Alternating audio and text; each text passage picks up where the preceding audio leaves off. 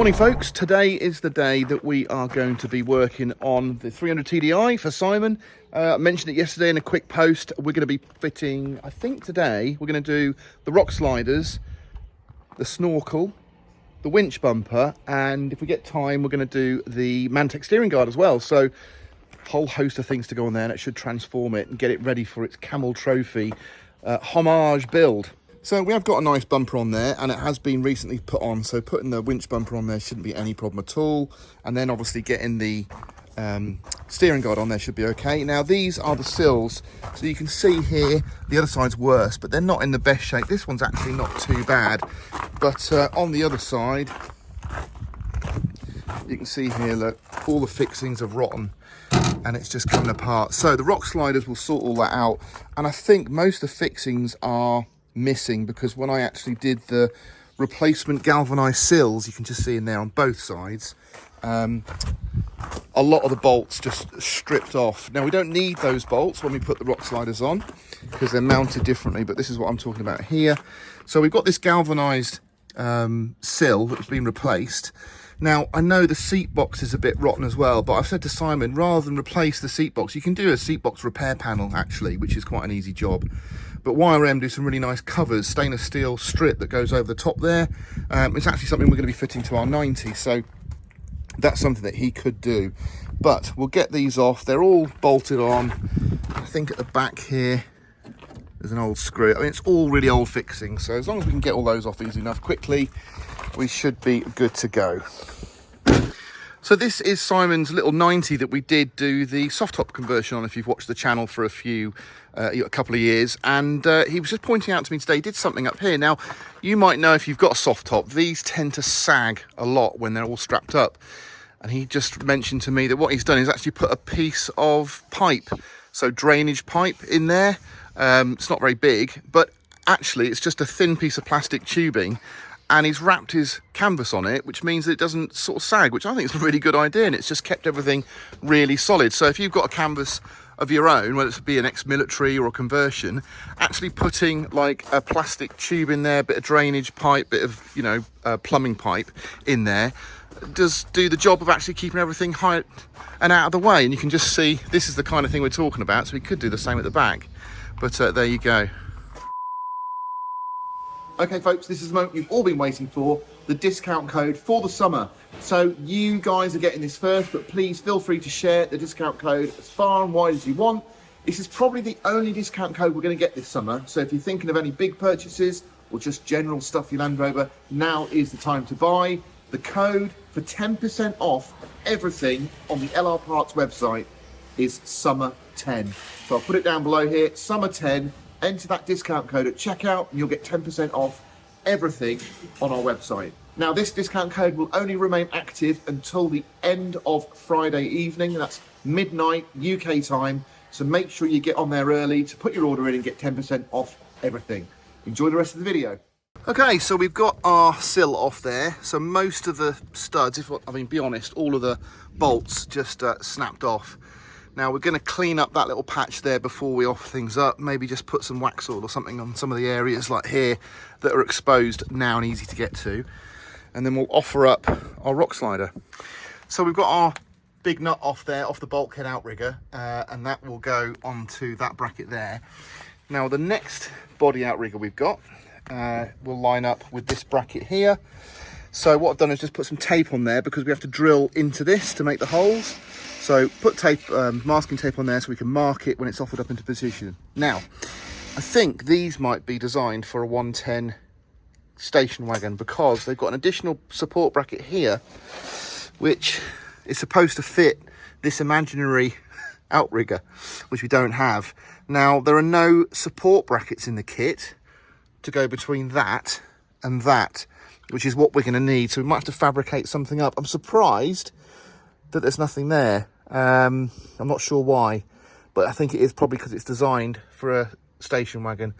Anyway, that's going to give us plenty of support, but I think we would like to do a little extra bracing on the back there. Well, we have got the sills on now, the rock sliders. There was one little issue, and that is the bracket that I mentioned before. So it's designed to run with an underfloor cross member that you get on a 110 four-door or 5-door, you know, like a county. So what we're going to do is actually quite easy, just to slide it in and bolt it together. So rather than fabricate something, we can get the actual cross member quite easily, and it will slide in, mount to the chassis, then it will mount obviously to those rock sliders, and that's just a better way because they're both supporting each other and it'll be a lot stronger. So that is going to come next week.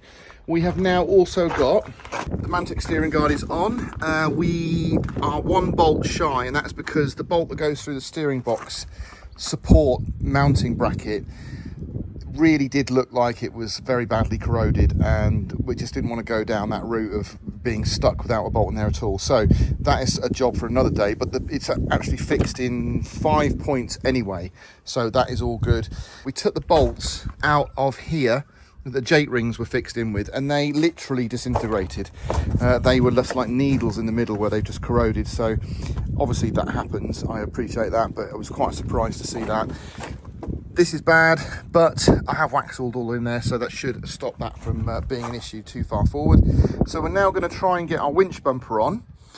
We've got an A-bar as well, and I'm just wondering if we're going to be able to get access to the bolts for the winch bumper when we actually get it in place because of the steering guard, but we'll see how we get on with that.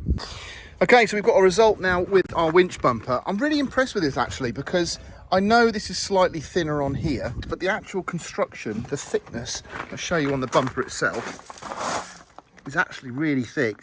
So it's a really solid bit of kit. We've got the A-bar on, and what we did is we obviously had to drill through here. The thing to do is don't do your rear bolts up too tight first. Just get them to take. Then you want to pinch this one up, because otherwise you end up bending this plate. But that's all on really solid and firm now, so we're going to start working on the snorkel. So we're just going to trim this little bit of plastic off here so we can get our speed clip, I think it's called, one of those, spring clip, and then we have to drill another hole there to correspond to our mount. So we were supposed to bolt it with 5.5mm holes in my, well not mine now, in Simon's windscreen frame. I just think that's a bad idea because you can't really get to the nuts. So we've used some nice stainless self-tappers. Got our gaskets in both top and bottom, and we're ready to fit it. Right, last job of the day, we've got these nice terra firma corner cappings. So the thing I really like about these is you've got this step in here and it's got a non-slip cover, which is what we are actually talking about putting on the top of the rock sliders, and that would all match then, wouldn't it? And it would do a proper job. Now we were a bit confused because we could not get the bolts, these bolts here, in there, and then obviously you can run them how we have, one from the back, one from the front, but that looks ugly. However, that is the way to do it because you get some nice caps, so you're never going to know.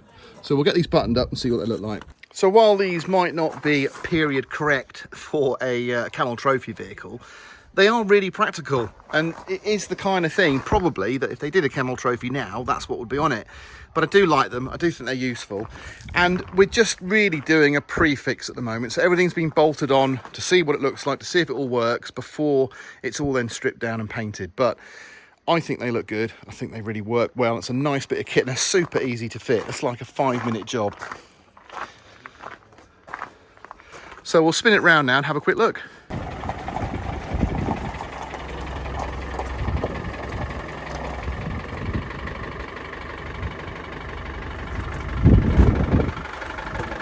I tell you what, the front end's dropped down a lot. Yeah. It's nearly filling the arch, look. Some weight in there. Hey, look at that. Low rider. You might have to get some heavy duty springs. So the idea is, this is going to get a refurb potentially. Don't want it to look too new, do you? So, got the light guards on, got the A-bar. Now the reason the front is looking the way it looks is because those genuine Land Rover Camel Trophy one-piece grills are impossible to find. So this is the solution for now, which I know Simon likes the A-bar with the genuine Land Rover spotlights, and it does look cool. Obviously, if he comes across one of those, he might invest in the front, or if anybody is watching this has got one for sale, I'm sure if you tap me in the comments, that could be something we might be interested in. Well guys, that is it for the video today. So again, it's just something a little bit different. We'll do more on this if I can. Obviously I'll come back when I'm in Norfolk next. I'll come and see Simon and see what he's been up to, and hopefully maybe even give him a hand doing some of the paintwork.